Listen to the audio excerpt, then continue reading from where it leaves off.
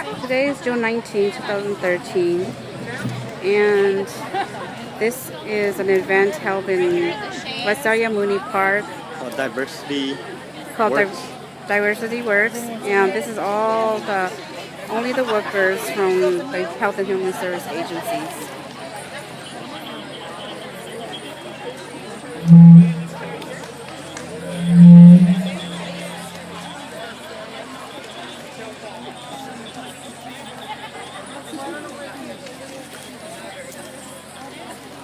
Good afternoon. Good afternoon. It's my pleasure to introduce to you our dance troupe today. Their title is TTNA. They're from Fresno. So please join me in welcoming them and enjoy their dancing. Thank you.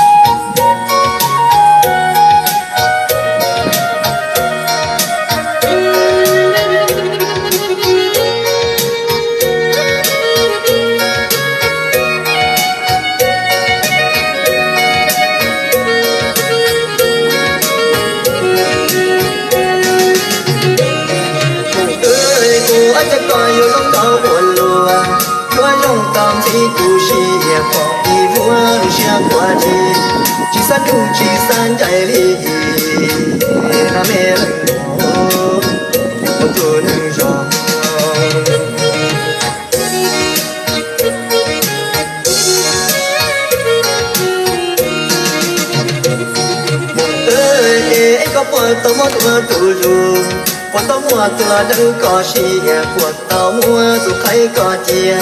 khi cho tu của nhỏ tao là tu nâng rong hê tu nâng rong gạo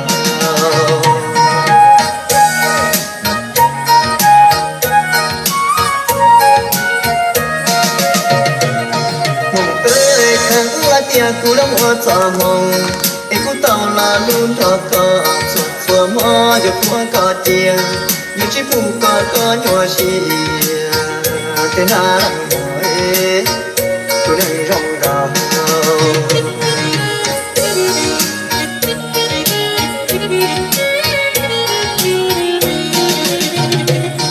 mong tới phù bên đang dính dính lũ lì con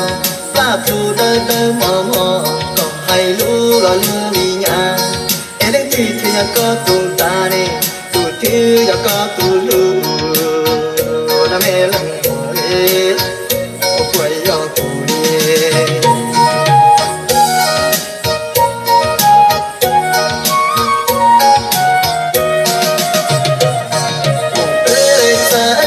nó giống không chỉ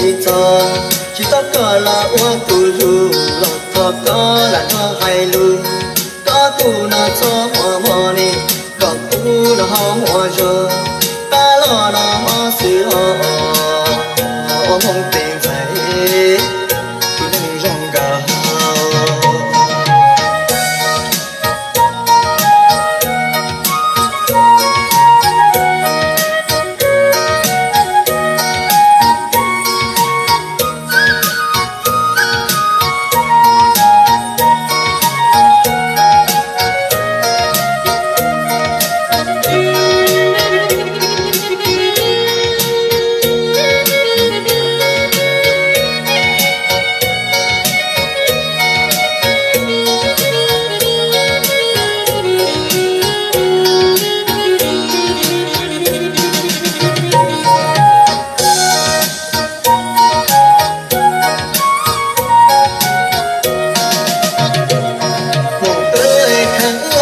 cú đã mua cho mong ấy cú tao là luôn thọ có chuột chua mò cho cuốn có tiền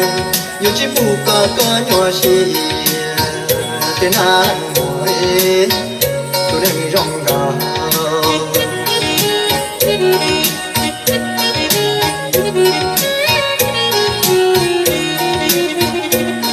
mong tới phụ ở bên đang dính dính lũ lì con ba phụ đơ đơ mò mò hay lũ là lũ lì nhà em đang tùy thì có tù ta nè tù thứ có tù lũ na mẹ lăng mỏi ô quay yo tù nè